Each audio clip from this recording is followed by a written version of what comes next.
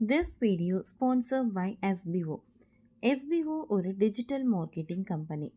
அவங்க கொடுக்குற ப்ராடக்டை நீங்கள் சோஷியல் மீடியாவில் ப்ரமோட் பண்ணுறது மூலயமா மந்த்லி 15,000 ஏர்ன் பண்ணலாம். இன்ட்ரெஸ்ட் இருக்கவங்க இதை பற்றின டீட்டெயில்ஸ் தெரிஞ்சுக்க டிஸ்கிரிப்ஷனில் இருக்கிற வாட்ஸ்அப் நம்பருக்கு உங்களுடைய நேம் குவாலிஃபிகேஷனை சென்ட் பண்ணுங்கள். தேங்க்யூ.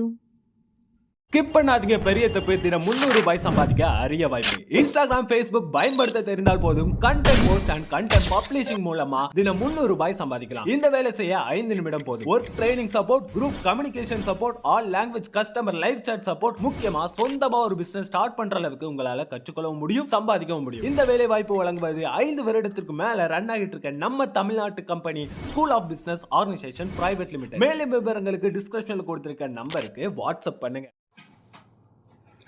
ஸ்ரீதேவி மகளுக்கு திருமணமா?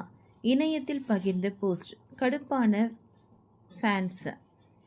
தமிழ் சினிமாவில் தனது வசீகரமான அழகால் ரசிகர்கள் மனதில் இடம் பிடித்த மறைந்த நடிகை ஸ்ரீதேவியின் மகள் ஜான்வி கபூர். ஸ்ரீதேவியின் மகள் என்று அறிமுகத்தோடு சினிமாவில் அறிமுகமான ஜான்வி கபூர் இன்ஸ்டாகிராமில் பதிவிட்டுள்ள செய்தி இணையத்தில் வைரலாக பேசு பொருளாகி உள்ளது.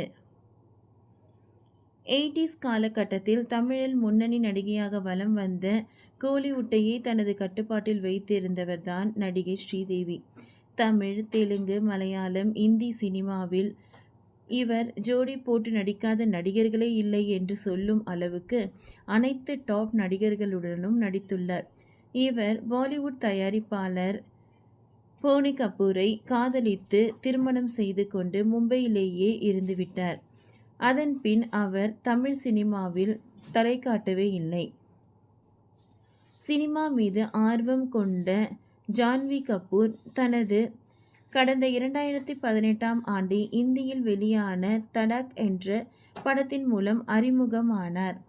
இவர் அறிமுகமான முதல் படமே ஜான்விக்கு நல்ல பெயரை பெற்று தந்தது.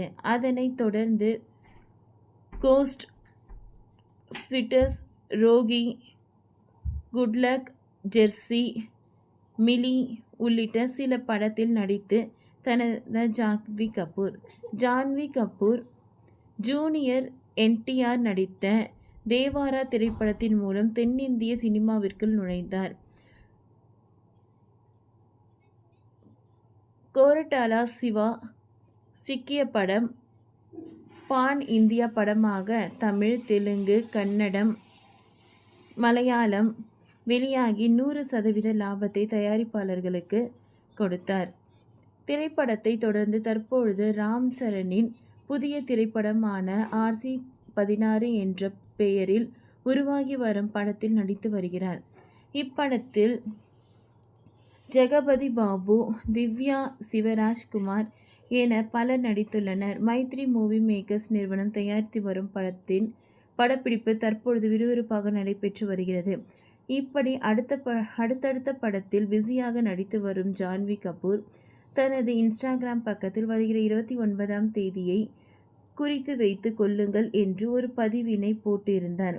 இதை பார்த்த ரசிகர்கள் ஜான்வி கபூர் தனது காதல் குறித்து அறிவிக்க இருப்பதாகவும் அல்லது திருமணம் பற்றி அறிவிக்க இருப்பதாகவும் செய்திகள் வெளியானது.